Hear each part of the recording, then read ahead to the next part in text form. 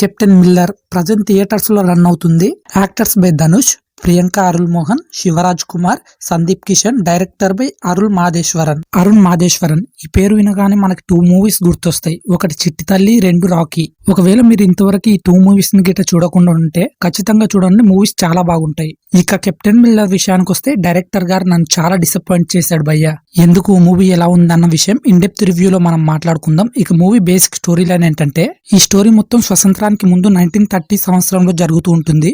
ఆనందంగా సంతోషంగా ఉండే ఒక చిన్న గ్రామం. ఆ గ్రామంలోకి బ్రిటిష్ వాళ్ళు ఎంటర్ అయ్యి వారిని ఆక్రమించుకొని వారితో పనులు చేపించుకుంటూ ఉంటారు. ఇక అదే గ్రామంలోని ప్రజలు వారిని వారు కాపాడుకోవడం కోసం బ్రిటిష్ వారిపై ఎలా తిరగబడ్డారు అనే ప్లాట్ ని బేస్ చేసుకుని మూవీని 5 చాప్టర్స్ గా చూపిస్తూ డైరెక్టర్ గారు మనకి ప్రజెంట్ చేశారు. అండ్ ఇదే ఎగ్జాక్ట్లీ మూవీ స్టోరీ లైన్ కూడా. ఇక టోటల్ మూవీ ఎలా ఉందన్న విషయానికి వస్తే, అంటరానితనం, కుల వివక్షతను బేస్ చేసుకుని తమిళ్తో పాటు తెలుగులో కూడా చాలా సినిమాలు వచ్చాయి. కెప్టెన్ మిల్లర్ స్టోరీ కూడా అలాంటిదే. తక్కువ కులం వారిని బ్రిటిష్ వారితో పాటు ఊళ్ళో సంస్థాన రాజులు కూడా ఎలా చిన్న చూపు చూసేవాళ్ళు, వారి అవసరాలకు ఎలా వాడుకునేవారు అన్న పాయింట్ ని డైరెక్టర్ గారు ఈ మూవీలో మనకు చూపించాడు.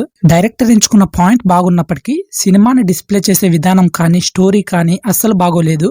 మూవీలో ఫస్ట్ నుంచి ఎండింగ్ వరకు ఫుల్ వైలెన్స్ ఉండటం వల్ల మూవీ మెయిన్ పాయింట్ అస్సలు ఆడియన్స్ కి కనెక్ట్ కాదు. హీరో అసలు ఎవరి కోసం పోరాటం చేస్తున్నాడు, ఎందుకు పోరాడుతున్నాడు అనే విషయం క్లారిటీగా చూపించలేకపోయాడు. ఇక ఈ సినిమా మొత్తంలో మెయిన్ మైనస్ పాయింట్ ఏంటంటే, 1930 సంవత్సరంలోనే అప్డేటెడ్ వెపన్స్, స్టైలిష్ బైక్స్, కళ్ళకు గాగుల్స్ పెట్టుకోవడం ఇవల్ల డిసప్పాయింట్ చేస్తాయి. ఇక హీరో బ్రిటిష్ సైన్యంలో చేరడం, బయటికి రావడం ఇదంతా చాలా లాగ్ గా చూపిస్తున్నట్టు అనిపిస్తుంది. మోస్ట్లీ స్టోరీలోని మెయిన్ క్యారెక్టర్స్ ని ఫస్ట్ హాఫ్ లోనే రివీల్ చేయడంతో నెక్స్ట్ ఏం జరగబోతుంది అనే విషయం ఆడియన్స్ కి క్లారిటీగా తెలిసిపోతుంది.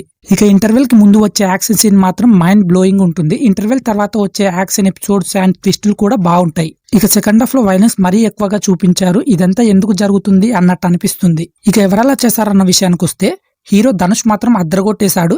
And next one Sundeep Kishan గారు కూడా మూవీలో సూపర్ గా యాక్టింగ్ చేశారు.